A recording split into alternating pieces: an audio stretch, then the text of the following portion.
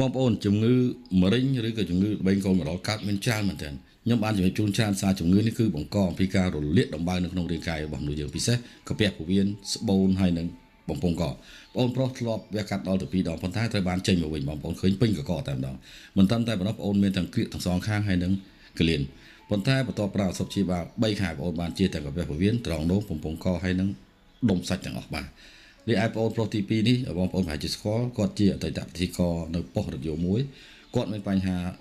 ធ្ងន់ធ្ងរកាពះពោះវៀនតម្រង់នោមដូចគ្នាហើយមะเร็งបាទគាត់បានត្រឹមតែផឹកថ្នាំបំបត្តិការឈឺចាប់បាទព្យាបាលជាគាត់បាក់ទឹកចិត្តតែម្ដងក្នុងការព្យាបាលប៉ុន្តែគាត់ធ្លាប់មកជួបខ្ញុំ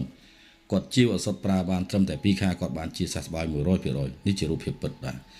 បាទចំណែកអ៊ំស្រីមានបញ្ហាជំងឺមហារីកស្បែកក្បាលបងប្អូនឃើញហើយដុំសាច់នៅលើស្បែកគឺជាពពួកមេរោគពួកប៉ារ៉ាស៊ីតកាយសាហាវពិបាកក្នុងការព្យាបាលគាត់ធ្លាប់វះកាត់ធ្លាប់ព្យាបាលរាប់ឆ្នាំប៉ុន្តែត្រូវបានកើតទៅវិញមានន័យថាអត់បានផលបន្ទាប់ពីគាត់មកជួបខ្ញុំហើយជាឱសថយកទៅបិទហើយនឹងទទួលទានតមផងដែររយៈពេលត្រឹមតែ1ខែគាត់បានជាសះស្បើយ 100% បាទនេះគឺជារូបភាពអ៊ំបន្ទាប់ពីព្យាបាលបាន1ខែបាទ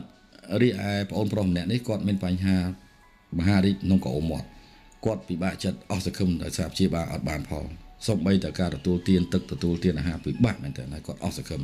បន្ទាប់ពីគាត់ប្រើឱសថខ្ញុំរយៈពេល3ខែគាត់បានជាសះស្បើយនៅថ្ងៃនេះគឺ3 4ឆ្នាំហើយអរគុណដែលបងប្អូនបានផ្ញើ feedback មកខ្ញុំបងប្អូនចង់បញ្ជាក់ថាបងប្អូនបានជាបានហូបបានមានកម្លាំងមានកំហែងជាទាំងកាពះពោះវៀនទាំងលាកពងកទាំងអស់ហើយ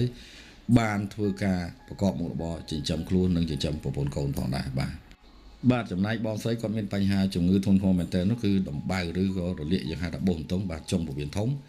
ទឹកនោមផ្អែមបាទកាពះពោះវៀនលាកតំណនោមដើមដៃហើយនឹងបោសកាប់មុខនឹងឆ្អឹងជំនីបន្ទាប់ពីគាត់ព្យាបាលប្រើឱសថបិទហើយនឹងព្យាបាលរួមទាំងតមផងរយៈពេលប្រហែលជាជិត1ឆ្នាំបងប្អូនតម្រូវបានជាជំងឺបោសបន្ទង់បាទទឹកនោមផ្អែមកាពះពោះវៀនដងនោមហើយនឹងជំងឺបោសកាប់មុខនៅលើដើមទ្រូងបាទគឺស៊ីខុងទៅដល់ក្នុងតែម្ដងនេះគឺជាសភាពបន្ទាប់ពីធ្លាប់ប្រើឱសថបិទបានរយៈពេល2 ទៅ 3 ខែសប្តាហ៍ថ្ងៃគាត់ជាហើយមានកម្លាំងកំហែង